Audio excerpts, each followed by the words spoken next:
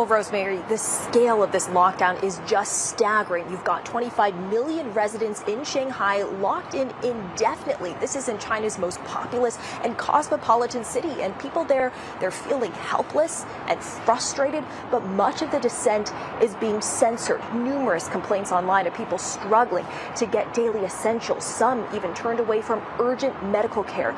Most of the social media videos shown in our story were wiped off the internet in China almost immediately after they were posted. Anger is reaching a boiling point in Shanghai. Chinese social media showing residents in lockdown protesting, chanting, "We want jobs, we want freedom." Hundreds in one Shanghai neighborhood broke out of confinement, pleading for affordable food. This resident confronts the police, yelling, "Why are we being starved?" Residents in another neighborhood crowded at the gate inside their compound, asking, "Why not put us all in prison? We've been locked in for 26 days anyway."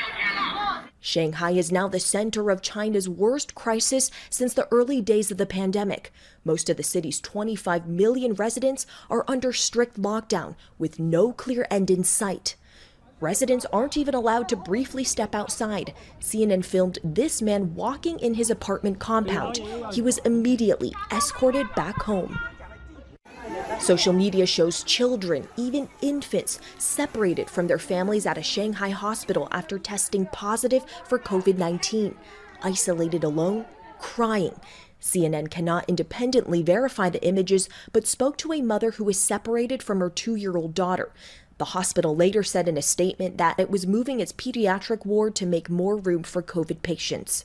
CNN spoke to the daughter of this man who has late-stage stomach cancer. He's supposed to be hospitalized for chemotherapy, but isn't allowed to leave his apartment. He presses his chest in pain.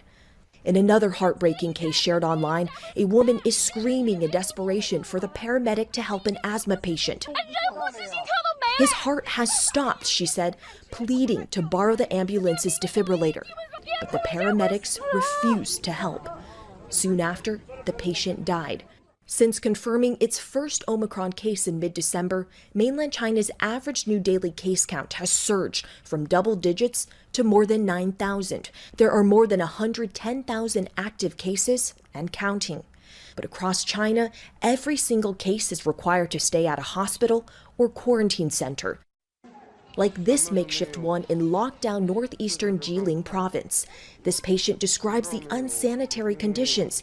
He says, "There is nothing here. No masks, no medical alcohol, no disinfection. Look at the garbage, the toilets." And social media shows this chaotic scene outside a makeshift hospital in Shanghai. CNN spoke to a woman who was there. Patients battling for limited blankets and food, no medical staff in sight, as medical resources in the city are stretched to the limit. The outbreak in China's financial hub is a grim setback for China's economic recovery. To keep operations running, some businesses are quarantining their employees at the office. This video diary shows 75 office workers locked down in 3,000 square feet of space. The workers said they lived in the office for 12 days earlier in March. Shanghai, China's bustling cosmopolitan city, now a ghost town.